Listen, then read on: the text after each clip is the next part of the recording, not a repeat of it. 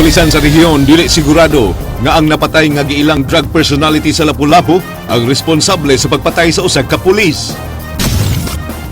Usa ka gatos ka balay nasunog sa Basak, Mandawi. 5 anyos nga bata nakapusil patay sa 3 anyos niya nga kaduwa. Konsehal sa Talisay gipasakaan og sumbong tungod sa pagpangulata.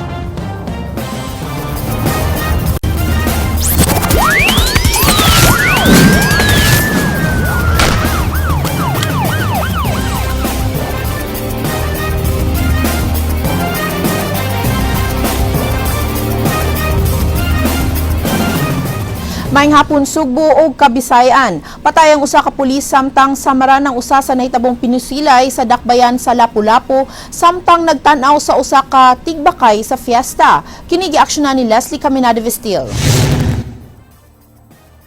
Dinhinining sabungan, nahagbaog namatay si PO3 Antonio Inihaw Jr. human gipusil ni atong Sabado sa Udto. Alas 12 sa Udto nagtan-aw si Inihaw uban siyang higalang pulis nga si PO3 Jasper Nunez sa tigbakay sa Zone Sunlot, Barangay Kalawisan, dakbayan sa Lapu-Lapu nga nagsaulog silang fiesta. Matud pa sa nakasaksi nga tapad sa biktima, nakabantay siya nga adunay lalaking miduol sa likod ni PO3 Inihaw ug gidulitan kini sa pagpusil. Gihulagway sa saksi nga gihurot gyud sa mamumuno ang usa ka magasin sa kalibre 45 nga armas ug dihang natumba ang biktima, giusban pa gyud kini og pusil. Pag buto-buto na matulog og libintador. Mo to paglingi na nako. Diyan si Jun Inihaw na naigkuhan na igong lupog na. Unom ka bala ka 5 ba to? Sige pusil. Tauton siya. Tauton tason mga 5-4-5 mana. Pero siya ra sa sir. Pat sila marugtuwa dito sa gawas may nag-lookout. Dugang pa sa saksi nga dihang natumba na si Inihaw, ilang nabantayan nga naigo sabdi ay si Nunez sa tuong bahin siyang paa.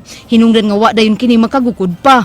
Suway unta nilang gigukod ang suspitsado apan gipamusil usab sila. Sa nasayran, sa miaging tuig pa nakadawat og death threat sa Inihaw tungod sa subsub niining kampanya batok sa illegal nga drogas. Ang katapusan niining nadawat nga hulga niadtong Pebrero 18. Mo po ni apil ko gukod. Nagtukon igo pala ko magwang kay gipusil lang po dito na sa kuan, dito hawan ba? Inyo giagian. Pusil man po. Mo tun ako gina ko maghapa ri hapa. Ato pa di ko no pag 18 giditreat na kuno na siya. Paano mo sir siya gihipon? Siya target yun sigon. Si PO3 Inihaw, sakop sa Intelligence Office sa Marigondon Police Station, samtang si Nunez na destino sa Gunob Police Station 3. Alang sa Aksyon Bisaya, Leslie Caminado Vistil, News 5. Pamilyang uyaw sa dakbayan sa Lapu-Lapu mihimakak nga adunay uyaw drug group sa dakbayan sa Lapu-Lapu. Kini gipadayag pinaagi sa abogado sa pamilya human naduhig ang ilang apelyado sa pundok nga giila sa kapulisan nga nalambigit sa gidili nga drogas. Kini giaksyonan ni Jinky Rosit. Kasagmuyo mo'y gibati sa pamilyang uyaw sa Lapu-Lapu City sa pagkalambigit sa ilang apelyido sa kamatayon ni PO3 Antonio Inihaw Jr. Sa usa ka press statement, ilang himakak ang pasangil nga dunay uyaw drug group nga naglihok sa Lapu-Lapu. Nanghadlok gid sila mo. Nanghadlok gid sila nga naay nagsigig bahis-bahis kuno diha. Nay mangita nila, nay mga tabon ang mga naong.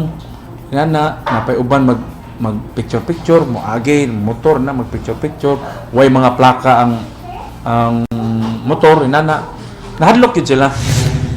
Gihagit nila ang NBI ug PIDEA sa paghimo og lawom nga pakisusi sa pasangil. Mitumaw ang maong alegasyon dihang usa ka Joel Uyaw Amistad, 43 anyos, ang napatay sa joint operation nga gihimo sa kapulisan Domingo sa kadlawon. Gilambigit ang suspect sa kamatayon ni PO3 Inihaw. Apan ang hepe sa Station 3 Police, wa pa mikumpirmar niini, sanglitan-awon pa nila ang CCTV footage nga nakuha sa area. Sa pagkaroon man ito naman tayo CCTV footage nga nakuha. Amo i-confirm kung mo jay ba ang sa CCTV o ani nga na-neutralize nga kon ma'am suspect ma'am. Ana-ana sa ilang balay gihaya karon ang patayng lawas ni PO3 inihaw. Matud sa asawa nga si Clarissa, Disyembre sugod nga nakadawat og death threat ang iyang bana ug sukad ni adto kanunay na kining magsulob og bulletproof vest. Awhag ni Clarissa sa mamumuno sa iyang bana, Natak ko nga. Tagaan siya justice. Hindi naman gina ako mamalik iyang kinabuhi. Gikuha naman siya naman. Gikuha naman siya sa Ginoo sa mga. At least makamta na mo ang justice. Justice na lang siya ako ang pag-asa nga. Kung kinsay nagpusil niya, madakpan. Kung ang nagsugo niya. alang sa aksyon Bisaya, Jinky Rosit, News 5. Gikaguol sa hepe sa kapulisan sa Rehiyon 7 ang kamatayo ni PO3 Antonio Inihaw Jr. ug ang pagkaangol ni PO3 Jasper Nunez niadtong Sabado sa Tigbakayan sa Barangay Kalawisan sa Dakbayan sa Lapu-Lapu. Si Garla nagkanayon nga wa pa sila'y igong ebidensya nga direktang magtumbok sa napusilang patay nga si Uyaw nga mo'y responsable sa gidangatan sa duha ka pulis. Gidasig ni Garlan ang tanan niyang sakop nga mag-amping kanunay sa ilang mga lakaw. Makadawat sab og financial assistance gikan sa PNP ug Office of the President ang pamilya ni Inihaw ug ingon man pasidingog ang madawat usab ni Nunez. Other operatives should not be discouraged. In fact, sabi ko sa mga tao ko, we try to be more active para ma-neutralize natin yung kalaban. Huwag tayong magpapatakot sa kanilang mga ginagawa sa ating ibang kasamahan. Year 5 anyos nga bata aksidenteng napusilan sa laing 5 anyos niini nga kadua sa Dakbayan sa Karkar. Apan ang kapulisan way nakuha nga ebidensya gikan sa crime scene. Si Edwin Cañete sa report. Igo na lang sa pagsutong sa patayng lawas sa ikaduha niyang anak sulod sa Lungon, si Ginang Caridad Chavez. Aksidenteng napusilan patay sa 5 anyos nga bata nila nga silingan ang anak niya nga 3 anyos samtang nagduwa sa Sitio Luer Muwag, Barangay Guadalupe, Siyudad sa Karkar. Gitugan sa inahan nga samtang ana siya sa ilang pantawan uban siyang kapikas nga si Lucio Nacario. Ilang nabatian nga gibadlong ang ilang anak sa apuhan ini nga dili magduwa og guna. Direk pagkumitang ko na nga na. Ang imong bata, Dito raman na siya, dungga na mo. Sa balay si iyang apuhan. Sigduwa ba? Kasi badlong sa apuhan nga bayan. Ay pagduwa sa guna. Maray, dungga, gagadwa mo kayo kita. Kasi magdukduk sa guna mo na yun. Nya, sige. pagkato na nagkuan nito ba? Nahilom ang pagdukduk sa guna. Nahilom ra. Tawa sa may kibalong nga nanaka diha. Nagtuo si Chavez nga usalang ka-lighter ang mibuto o kalit lang mihilom ang palibot. Walay tingog nga nadungog ni hilak sa kong anak. Wa may magdahom nga akong anak ang anak na nako ang biktima ba.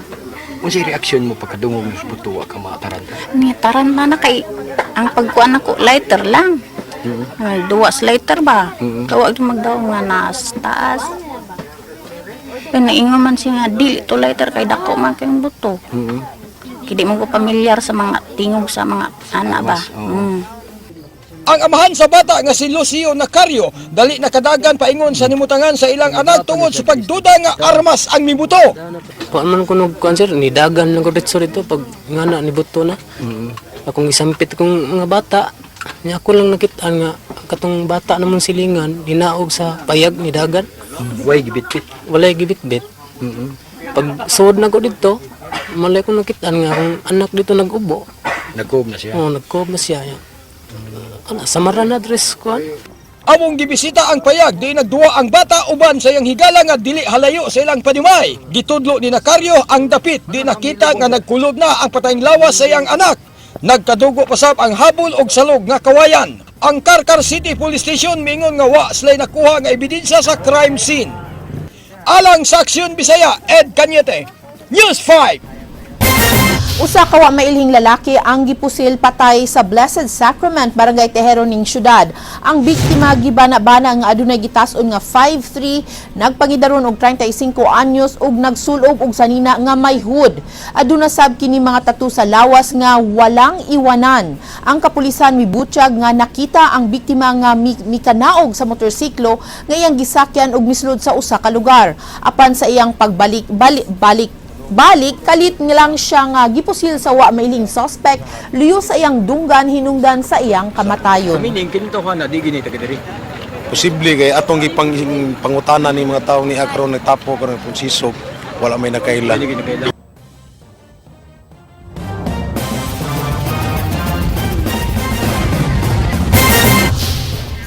Gipusil sa wa mailhing tao ang usa ka notadong snatcher alas 5 sa sayong kabuntagon kaganiya sa Gate 3 Pier 5 sa Barangay Careta, Dakbayan sa Subo. Ang report ni Ray Pasaporte. Nailalang sa angga nga bulantoy ang gipusil sayo kaganihang buntag. Matud sa duha ka gwardiya, notadong snatcher sa Pier area ang biktima ug daghan na reklamo nga ilang nadawat. Diin kasagaran ini mga pasahero sa barko. Kaganiha usa ka wa mailhing tao nga giingong nagjogging ang nipusil kang bulantoy tumong sa ulo ni ini. Dulan usa ka oras una pa na alarma ang pagpamusil sa biktima. Hinungdan dugay sab ni nadala sa Cebu City Medical Center.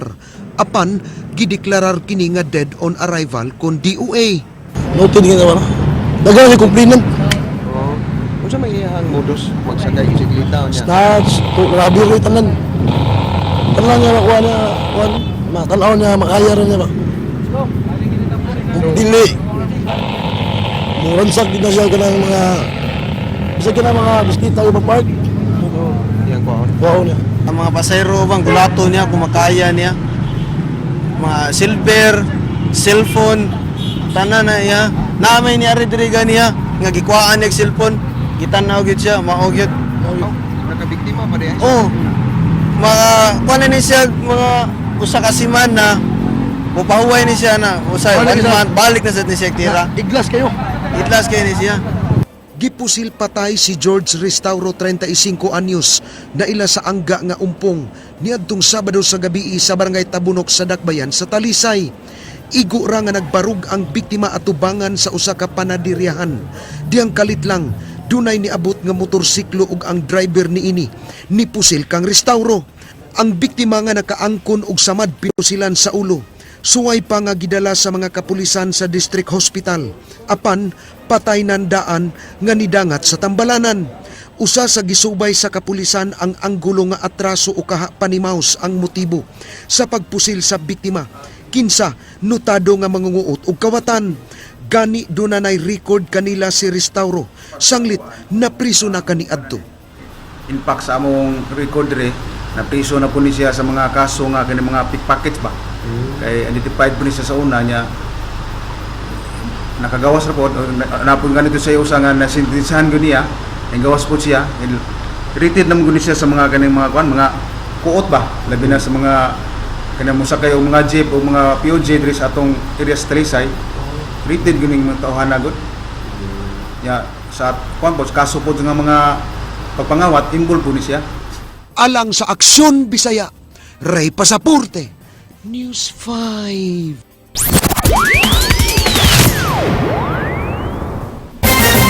Gobernador dili uyon sa paggamit sa CICC samtang sa gubaon nga kahimtang niini. Ano ang report ni Jinky Recit?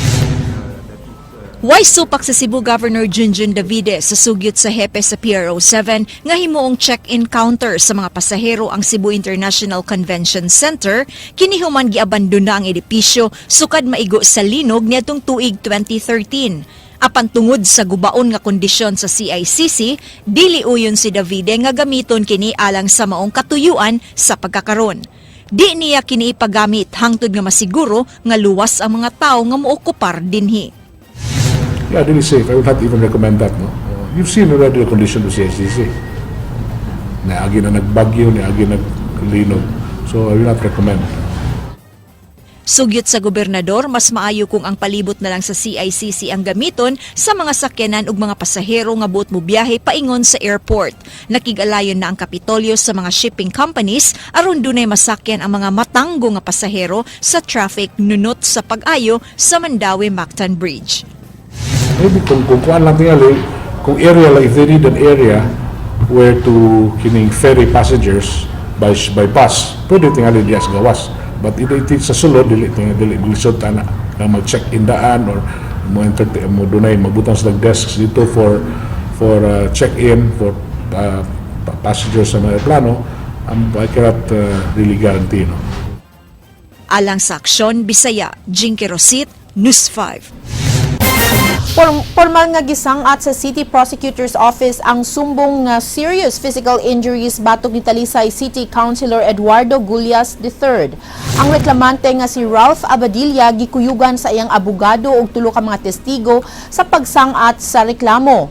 May labot kini sa pagkulata kaniya ni Talisay City Councilor Eduardo Gullias III ug mga kauban diha sa Mango Avenue ni adtong gabii human sa Sinulog Grand Parade.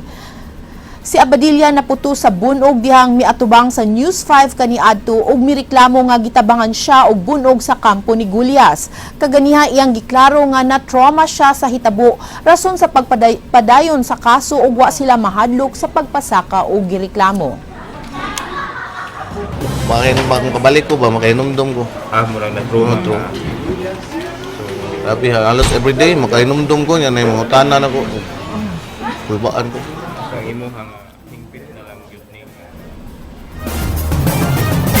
Department of Education subling mipahinumdum sa mga public schools nga gidili ang pagkolekta og kwarta alang sa graduation ceremonies. Aduna sila gigahin nga kwarta nga magamit alang sa matag bata nga mo graduate.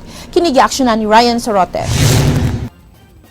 Regarding sa policies we issued to the field, apil na sa budget sa pampubliko nga tungaan ang gasto sa graduation sa mga estudyante. Tinuig kini nga paagi sa Department of Education aron di madugangan ang gasto sa magidikanan sa graduation sa ilang mga anak. Dunay 250 pesos nga gigahin ang DepEd sa matag mo graduate nga may kuhaan sa gasto sa graduation sama sa sound system ug dekorasyon. Mihangi ang DepEd Cebu Province nga himong kining simple apan mahingdanon. manang ang DepEd ni konyo dito nga allowed up to 250 per child sa graduation. So ato na kuha sa imahoy sa school na ano po yung memorandum mga tuang division ana nga gi-float sa field. Mahimo nga mutampo-tampo ang maginikanan alang sa graduation sa ilang mga anak apan way labot ini ang DepEd. Lakip kini sa no collection policy sa Department of Education. Matod sa DepEd Cebu Province, igura alang sa graduation rights ang budget nga 250 pesos matag estudyante. Ang 250 pesos alang sa graduation kuhaon gikan sa budget sa maintenance and other operating expenses sa matag eskwelahan. Gawas ni ini ang matag eskwelahan dunay budget nga 270 pesos sa matag estudyante sa elementarya samtang 500 sa matag estudyante sa high school matag tuig. Gikahinan usab og 4,000 pesos ang matag classroom ug 3,000 pesos nga magamit sa teaching materials sa mga magtutudlo. Kanang 250 gi-budget na gud na nga mo na gamiton para sa graduation ni form part na siya sa annual nga MOE sa school. Alang sa Action Bisaya, Ryan Sorote, News 5. Bago na ang City Jail sa Naga City, mga inmates nga naghuot sa karaang prisuhan gibalhin na sa bagong pasilidad sa barangay Naalad. Si Jinky Receipt sa detalye.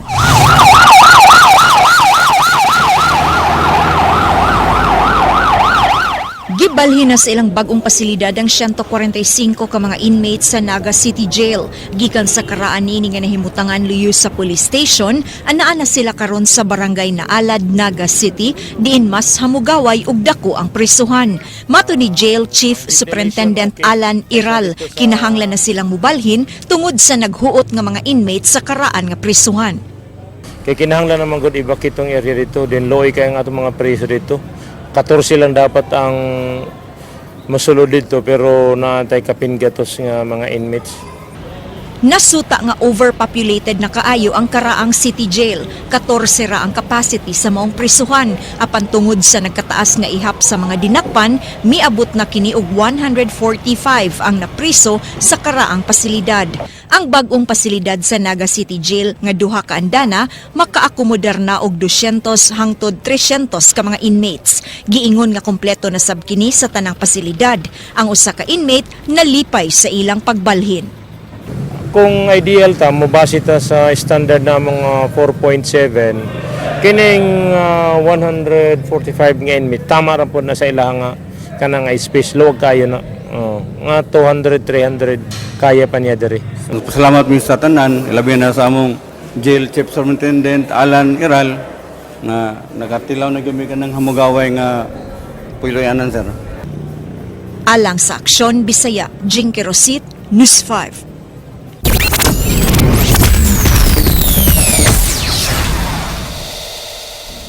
Dakong buhi si Cebu Provincial Board Member Thaddeus Teddy Uwano sukwahi sa mikatap nga chismis kagahapon nga namatay na kini sa sakit nga prostate cancer. Dihang gibisita sa mga tigbalita ang buhatan ni Bukal Teddy Uwano sa Legislative Building kaganiha, gikumpirmar sa iyang staff nga buhi kini. Giklaro hinuon sa iyang mga staff nga tungod sa gihambing niini nga sakit, ang ubang pirmahanan niini adto na lang ihatod sa ilang balay sa Mandaue. Si Uwano una nang mipahibaw nga duna siya'y sakit. Siya magpapili pagkausab pagka board member sa 6th District sa lalawigan sa Sugbo.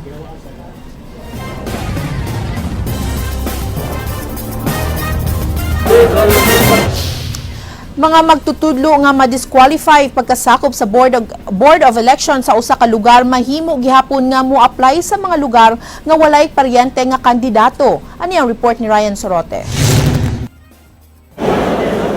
Nagpadayon karon ang gihimong background check sa Commission on Elections sa mga public school teachers nga moserve isip Board of Election Inspectors karong eleksyon. Duha na ka mga magtutudlo sa Sugbo ang gidisqualify tungod sa ilang relasyon sa mga kandidato. Oo, kanang mga relatives, na mga relatives ng mga candidates up to the third degree of consanguinity and affinity. So, mao na sila mga disqualified to serve as DEI. Apan, ang mga na-disqualify mahimong maka-apply isip BEI sa laing mga lugar. Sa Marso, magsugod ang training sa mga BEI, apan nahumana ang pagbansay-bansay sa mga trainers sa lungsod sa Cordova. Naanda na sa COMELEC nga iatol og weekend o holiday ang training aron di mabalda ang klase. Kundi malikayan nga way klase, kinahanglan mag-make-up classes aron makomply ang 180 non-negotiable teaching days sa usa ka school year. Ang mga interested ng mga residents sa community nga dili teachers mo ato na sa COMELEC, tapos mo ingon na dito nga mo signify sila sa ilang interest to serve. So in case magkulang diyan na sila tawgon sa COMELEC. May musab nga mo-apply pagka BEI ang ubang mga professionals apan ibutang sila sa waiting list kung magkuwang ang mga magtutudlo nga mo-serve. Sa kinatibukan, nanginahanglan og kapin 14,000 ka mga BEI ang Central Visayas Region. Wapay labot ini ang mga technicians sa vote counting machines. Alang sa Aksyon Bisaya, Ryan Sorote, News 5. Senator Trillanes miani sa Sugbo aron mangampanya, iya usab gipadayag ang iyang baruganan sa same-sex marriage. Ani ang report ni Ryan Sorote. Sayo nga naghuwat sa pag-abot ni Senador Antonio Trillanes ang iyang mga supporters sa ganyang buntag sa dakbayan sa Lapu-Lapu. Pasado alas 8 miabot ang private plane nga gisakyan sa senador. Mato ni Trillanes, di angay kadudahan ang iyang pagsakay sa private plane nga giabangan sa iyang uyuan. Gipasalig niya nga iyang ideklara sa iyang Statement of Contributions and Expenditures konsose ang paggamit sa eroplano.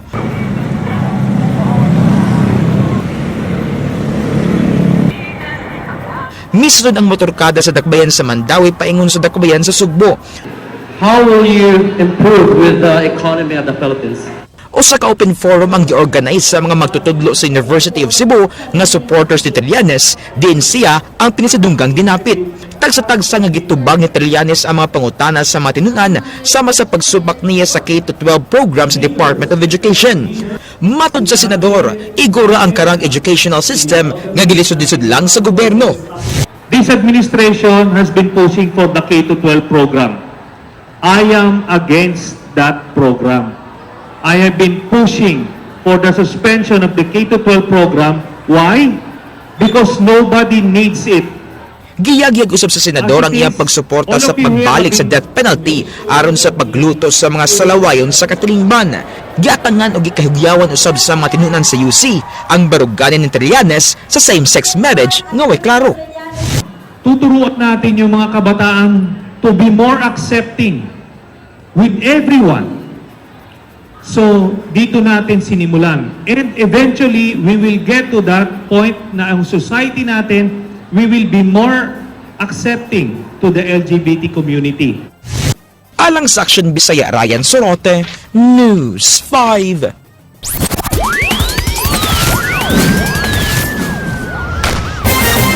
Padayon pa karon nga ana sa mga tolda ang 8 ka pamilya nga biktima sa sunog nga miigo sa Sitio Relis, Barangay Basak, Syudad sa Mandaue. Gingon nga nagsugod ang kayo sa abangang kwarto ni Elpidio Panonce nga daling midako gumikan kay ginama kini sa light materials. Nahurot og kaugdaw ang 8 ka mga kwarto sa balay ni Adoracion Oberes. Faulty electrical wiring mo gitumbok nga hinungdan sa sunog samtang gibana-bana nga miabot og 75,000 pesos ang danyo sa hitabo. Short circuit. Dito sa may kisami sa room nga gi-occupy ni Elpidio Panonce Jr. Magsuon na dakpan sa usa ka bypass operation sa kapulisan sa lungsod sa Konsolasyon. Kini gi-aksyonan ni Ray Pasaporte. Nadakpan ang magsuong Diomedes ug Danilo Pitugo sa bypass operation sa mga kapulisan sa Consolacion Police Station niadtong Sabado sa gabii sa Purok 1 Sitio Santo Niño sa Barangay Lamat. So dugay-dugay na nila mong gisubaybayan yung ilang duha. Maybe siguro mga almost 1 month na. Then among hamag na kaduha kay gayon pero mo lagi di madayon badakpan tungod kay abtik sa mga bataa. So karon natimingan jud nga among gipakitaan jud paagi among gilipot daghan min tropa nga ni Red dito mo nakuha ginato sila. Usa ka pakete sa shabu ang gipalit sa kapulisan sa magsuong Pitugo sa kantidad nga 200 pesos. 14 ka gagmay ug dako nga pakete sa gituoang shabu nga gibana-bana moabot sa 136,000 pesos. Timbangan ug 800 pesos nga halin, way labot sa 200 pesos nga mark money ang nakuha nga ebidensya sa mga kapulisan. Si Diomedes mo ginisega kupot yun sa atong illegal drugs diya sa maong lugar nga kaniya igsuon usa ni siya muhatag. So muhatag sa siya mo manunol lugar matawag natong siya mo iyang assistant mamarok pa pud sa maong lugar. Uno na mamalit sa maong lugar mo na siya musugat muhatag. Og kanhi pud si Jojo muhatag. Mag-upang na diya sir. Bago pang isugod ng duwan lang ni Babaw. Pero ang kuwan, siya po. Bago pa sa gapon na diya sir. Kasama niyo kumprahan. Wala ihatod naman na diya sir. Takak lang. Ihatod naman na niya. Wala ko bawa ko nung 15 mo bagay isugo naman na diya. Dili sir. Mamarok ko sir. Parok lang? Mamarok ko sir. Amo lagi. Parok ka, dawat ka kwarta. Hatang ni mo niya. Mga banay kwas parok. Laing unom ka tawo ang nadakpan sa pasangil nga nagsuyop kini ang 58 anyos nga si Jose Waffer Sr. Giapil og dakop kay gihimong suyupanan sa Cebu ang iyang panimalay. Matod ni Tatay Jose, daghan kaayong mohangyo sa iyaha. Hinungdan nisugot na lang sab siya kay hatagan man siya og kwarta sa mga durugista isip abang. Gamay mo kwarta sir kay maghakot na kong tubig sa silingan. Kasi maipon na masagol na kong kwarta sa ganang mga ihatag sa ganang tao. Mabot sa 200. Oo, hapon. Kasong paghupot ug pagpamaligya ang kasong atubangon sa magsuong Pitugo. Samtang visiting drug den ang ipasaka sa laing unom ka dinakpan. Alang sa Aksyon Bisaya, Ray Pasaporte, News 5. Sunog miulbo sa Barangay Basak, Syudad sa Mandaue kaganiha, kapin sa usa ka gatos ka panimalay gikatahog na ugdaw. Si Ray Pasaporte sa detalye. Bana-bana nga moabot sa usa ka gatos ka balay ang nasunog kaganihang buntag sa Sitio Alayan sa Barangay Basak sa Dakbayan sa Mandawi. Gikatahong nagsugod ang sunog sa payag nga gipanag-iya ni Conchita Hontilia ug daling nikatap ang kayo sa mga silingang balay nga ginama sa mix ug light materials. Kusog nga hangin ang gibasol sa mga residente. Hinungdan daling ni dako ang sunog. Nadawat ang alarma sa kabombiruhan alas 10:25 ug giisa dayon sa Task Force Alpha. Sa inisyal nga investigasyon, duha ka bata ang gikatahong nagduwa og kayo sa payag ni Hontilia. Pero dili pa na siya sure sir kay as alis mo na sa itong mga sa neighbors diha. Ato pa rin siya to be determined pag siya ang pangyod ang cause gyud sa fire kay sa pagkakaroon gyud under investigation pa man siya, especially nagpadayon pa tong firefighting operations. Nasamadsab ang tiil ni Maki Manyakap human nakatunog og bildo atol sa sunog. Usa sa nakitang kakulian sa kabombiruhan ang agianan sa ilang fire trucks. Hinungdan ila na lang gisumpay-sumpay ang hus aron makaabot sa nasunog nga mga balay. Gipaabot nga musaka pa ang gidaghanon sa balay nga nasunog nga moabot sab og tunga sa milyon ka pesos ang danyos niini. Si Kapitan Felipe Diana sa Barangay Basak nagkanayon nga mopatawag siya og emergency session karong hapon aron ilang hisgutan ang temporaryong kabutangan sa biktima sa sunog ug ang posibleng pagdeklarar og state of calamity aron magamit nila ang calamity fund aron mahatagan usab nila ang mga nasunugan. Plano sab nila sa barangay nga mangayo og hinabang sa city government. Gani sa una kaning wa mo ginidaan dinhi. Karon na nabutangan na magdaan siguro siguro kuha na naginya na og kuan kinahanglan magud nga do nag-reblocking. First time ng sunog ni Kap. Una pa ning gayon? Kaning kinidak una murag una pa jud ni nga kaning kinidak una gyud tibuok gyud. Tibuok gyud. Naay mga kuan pero ma-control naman. Alang sa Aksyon Bisaya, Ray Pasaporte, News 5.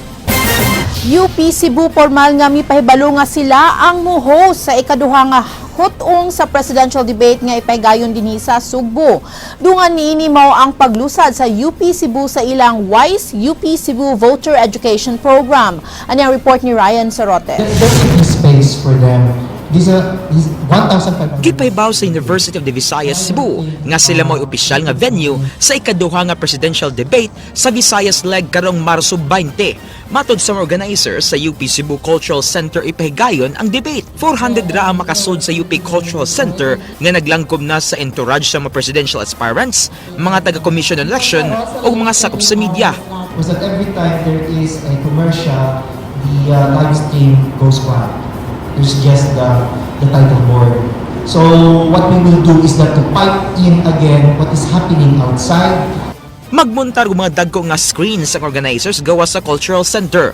1,500 ra ka mataw ang inisyal nga gitugutan sa UP Cebu nga makasud sa ilang grounds alang sa presidential debate.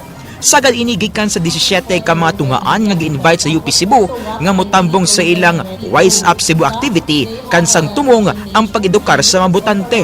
It will be different here. I just cannot recall what will be the format, but they also drew lots on how will be the format like. Even the topics, I believe, were all given also by COMELEC. Gipaday usab sa Cebu Federation of Beat Journalists ang kabalaka nga dunay mga tigbalita nga ditugutan sud sa Cultural Center. But sa CFPJ nga malikayan ang hitabo sa Cagayan de Oro diin nang reklamang ubang mga tigbalita nga watuguti mo cover sa first leg sa presidential debate. And then allocate at least 35 seats based on the number of media outlets. Aron din ang vote. So doon na sila yung accreditation. Why accreditation? No accreditation, no entry. Gidili usab sa mga organizers ang pagrally. Apan, di kini mapasalig sa kadagkuan sa UP Cebu. I'm fine with it. Of course, we're so used to it. If there will be a spontaneous rally again, that's nothing new to us. Alang sa Aksyon Bisaya, Ryan Sorote, News 5.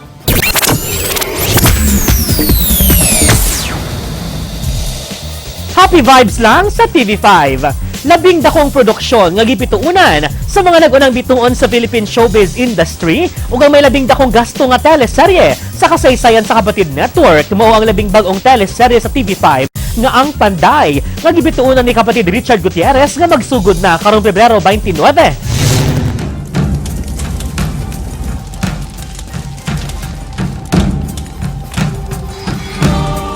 Positibo ang feedback sa desisyon sa TV5 ug Viva Communications Incorporated na hatagan og katumanan ang hangyo sa kadaghanan nga himuong mas sayo ang time slot sa labing bag-ong teleserye sa TV5 nga ang Panday.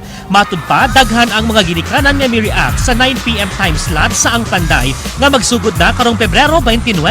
Tungod kay usa ang mga batan-on nga gihatagan og importansya sa kapatid network nga makasaksi ining labing dakong teleserye nga ihukad sa TV5 karong tuiga.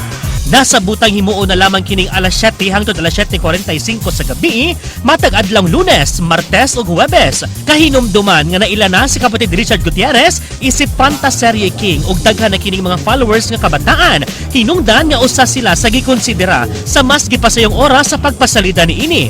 Gani, nasayran nga mauni ang labing gigastuhan nga teleserye sa TV5 sa mga nakalabayang programa. Gikan sa production, hangtod na sa mga staffs ug mga bida sa maong teleserye, way tihik-tihik kini nga gibudgetan sa mga kadagkuan sa TV5. Agig paghatag og dakong suporta sa TV5 network, ang building niini sa Reliance Center sa Kauluhan gipuno sa ang Panday stickers. Ug mao kadto naglangkob sa light news karong hapon. Alang sa walay karapusang mga chika, ubalikon ninyo matag alas 7:30 sa buntag, weekday sa Rated JP sa Radio 511.9 News FM Cebu. Kini si JP Laukot Sera nga toward of the gay nagkarayon. Kung gugma ang hisgutan, daghan gyud ang masakitan, kay piliun man ang hitsuraan bisag wa pay klaro ang batasan. Agay.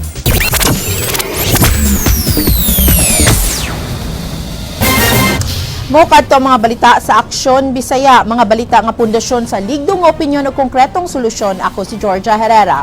Bisan asa, bisan kanusa kapatid, kay di lang kutob sa balita, aksyon!